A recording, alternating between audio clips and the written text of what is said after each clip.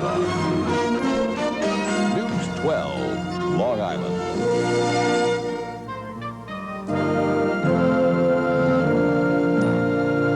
And hello, everybody. I'm Roma Torre. Marilyn Scherer has this 4th of July off. Also in the news, Nassau police continue their search for the second suspected rapist who escaped from the Nassau County Courthouse. And Lori Gordon will tell us how the Grucci family is preparing for several fireworks shows. We've got all that, plus Norm Dvoskin with the rest of the weekend weather forecast, and Carl Reuter has the sports action. Suffolk County Police are calling it a major breakthrough in the battle against crack and cocaine. It was a drug bust in North Amityville, one that resulted in the arrests of dealers who police say are responsible for millions of dollars in drug activity each year. Roma Torre reports on the drug bust and on the area known as the Corner in North Amityville, where many of the drug deals are made. Just about every high-ranking Suffolk County official came to the 1st Precinct to talk about one of the biggest drug busts in Suffolk County history. It is the start of what we consider to be a major approach in going after drug problems throughout our county. We're giving a very strong warning to those who are involved in this that we're coming after them. In the early hours of Wednesday morning, the results of 5 months of intensive undercover activity in North Amityville paid off. Police netted 22 indictments and 15 arrests. The first 4 men shown here are considered by police to be major drug suppliers. The rest are dealers. These major drug investigations, that many of them take months, are one of my top priorities, because you can continue to make low-level drug arrests, but unless you get to the people that are the major suppliers, you haven't made any breakthrough at all. The Mercedes-Benz belonged to this man, Donald Bowden, identified by police as a supplier who purchased the car with $21,000 in cash earned from drug deals. If convicted, he and the other suppliers face sentences of up to life in prison. This is the infamous corner on Great Neck and Albany Avenues. It's also known by some as the drug mecca of Suffolk County. Police estimate the recent drug bust will cut down drug activity here by about $20 million. This is nothing but a hangout spot for no good people. Now that you hear 15 people have been arrested, do you think that makes a difference? No, not at all. Not at all. Because they like she said before, they're going to come right back out and they're going to be doing it again. If they're not going to do it here, they'll do it someplace else. On the corner, or block as these people call it, community residents expressed great concern for their future here. Amityville, like I was telling you before, Amityville and Copay, they don't want to come out. They don't want to come out and do nothing. They're lazy. They lazy. That's what they lazy. They can get out there and work. The schools are open. Colleges are open. They can get public assistance to go to school. There is no reason for them to be out here selling drugs. You got the young ones coming up. It ain't those old ones. It's some young ones that are coming up that should be in school. They're trying to beat the system. This is somebody's son, somebody's daughter who's walking up and down the street, who is being totally messed up by drugs, by crack, and something should be done, and if we don't do it now, we can forget about it tomorrow. In North Amityville, I'm Roma Torre, News 12, Long Island. My son was handicapped, yes. He is more handicapped now. Teresa Hewer is the mother of a 3-year-old handicapped child who was very seriously injured in a school bus accident last month. We don't know if he's going to regain his eyesight. That was something he had going for him. Why was it allowed to be taken away? She and a lot of other people spoke before the Nassau County Board of Supervisors to express their complete frustration with the owner of that school bus, J.D. Tomfer. We have lists of violations, yards long. They violate and are penalized and continue. I want to see buses that are not 10 years old. I want to see buses with adequate seatbelts. I want to see drivers that last more than 3 or 5 weeks on a run because they're so frustrated and disgusted. I want to see a different bus company. The county is responding with a number of measures, including stepping up police spot checks of the school buses. The possibility of county-wide licensing of such buses, and that could be operational out of the county's Department of Consumer Affairs, could provide them with the necessary tools in order to properly inspect, and in some cases, if the information so dictates, to actually yank the license and remove the transportation company from operation. Are you satisfied with the reaction you've gotten today? I'll be satisfied if something happens. Only if something happens. Last year, the county responded to complaints about J.D. Tomfer by hiring the Hudson Corporation. It's Hudson's responsibility to oversee school bus service for handicapped and preschool students. But a lot of parents here are complaining that Hudson, like Tomfer, is just not doing its job. Even the county comptroller, Peter King, is not very happy with Hudson. I don't think Hudson has done as good a job as was expected when they were brought in. But the head of the Department of Mental Health, Isidore Shapiro, says otherwise, and according to his reports, Hudson is doing a fine job. In Mineola, I'm Roma Torre, News 12, Long Island. Investigators are calling it the biggest drug bust in Nassau County history. More than 100 suspected drug dealers are being rounded up following pre-dawn raids. News 12's Roma Torre is standing by live now in Hempstead with the latest. Roma?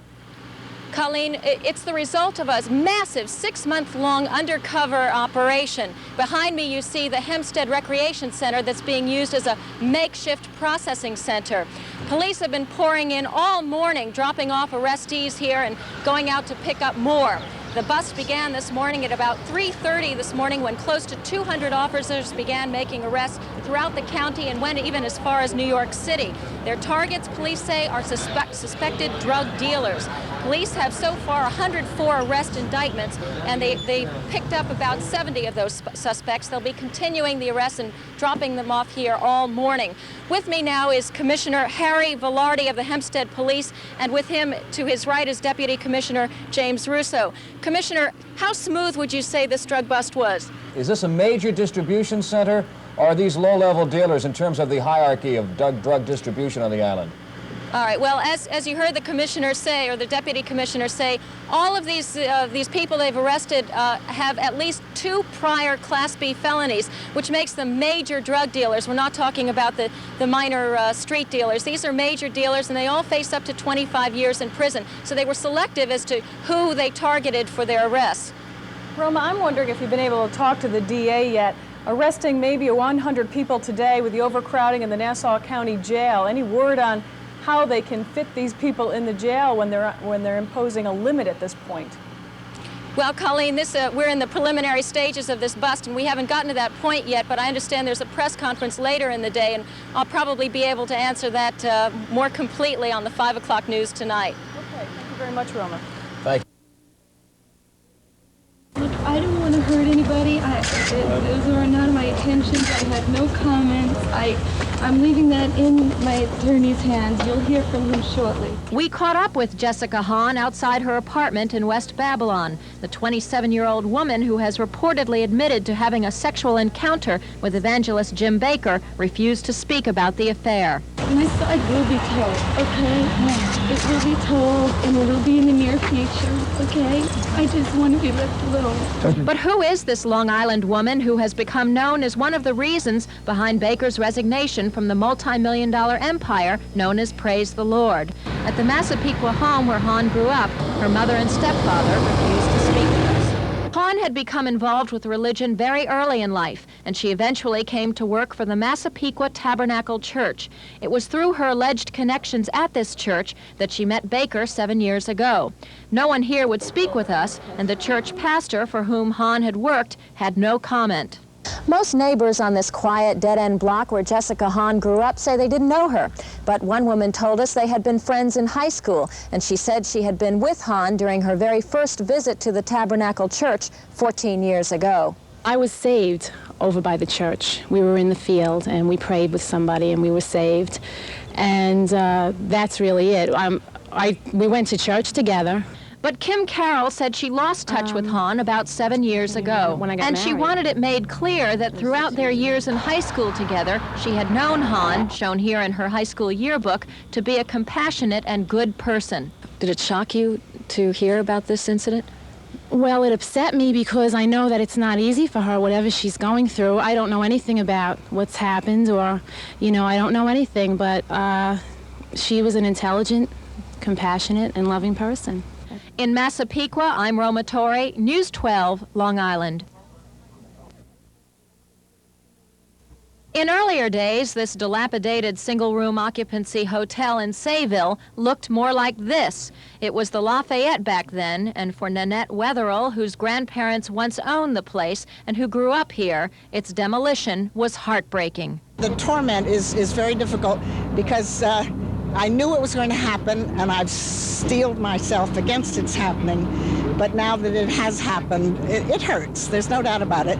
But like everything else in life, this too shall pass. I mean, it's just something that we have to accept. Times have changed, and the hotel fell into disrepair. Gradually, it became occupied by the indigent and former mental patients, and the building was in such bad condition that it simply became unsafe to live there.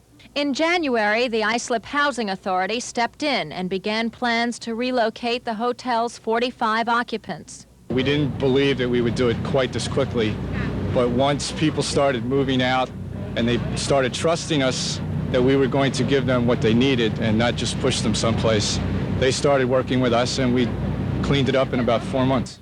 All in all, would you call this a successful relocation? Total success, because I still am in contact with several of the people who we moved, and they are so happy, and I believe we did them a great favor by moving them.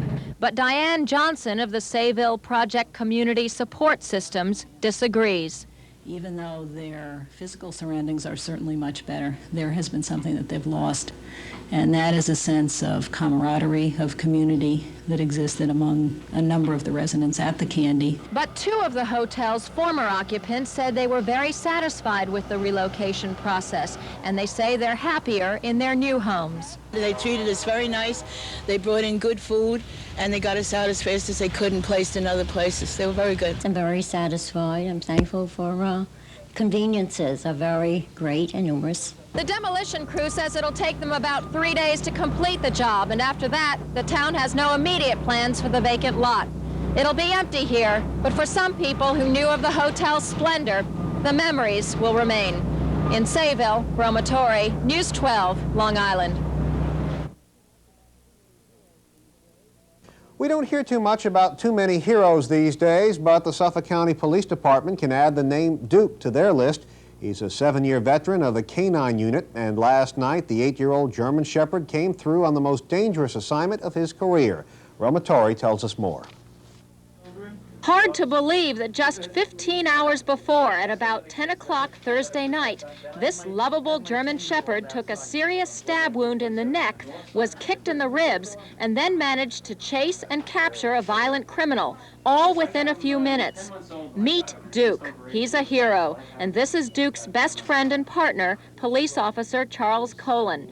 It all started when he and Duke were called to track a dangerous suspect with a knife. I'm 30 feet behind the animal, and he went into the shrub, and he came at, I heard him yelp or cry as he was in obvious pain, and he kind of like bolted out from behind that shrub. The dog was standing by my side at this time in pain. The subject laid down. He was ordered to lay down with his hands behind his back. He did that.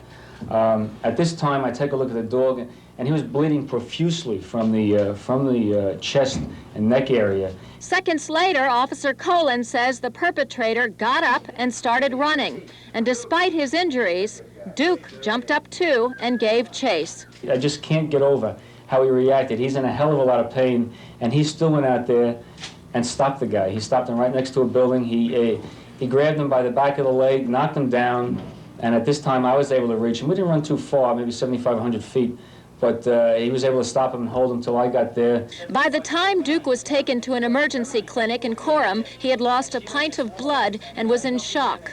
Except for an hour of sleep, Officer Colin never left Duke's side. He's part of the family. He is just a love at home, and everybody that knows him knows how he reacts to people. He just loves people. He couldn't be prouder. All I want is I want the county to come out and say, Duke, you did a good job, and give him something for that, because he really deserves it. Duke's doctor here at the St. Francis Animal Hospital says the prognosis is good and that Duke should probably be able to go home tomorrow.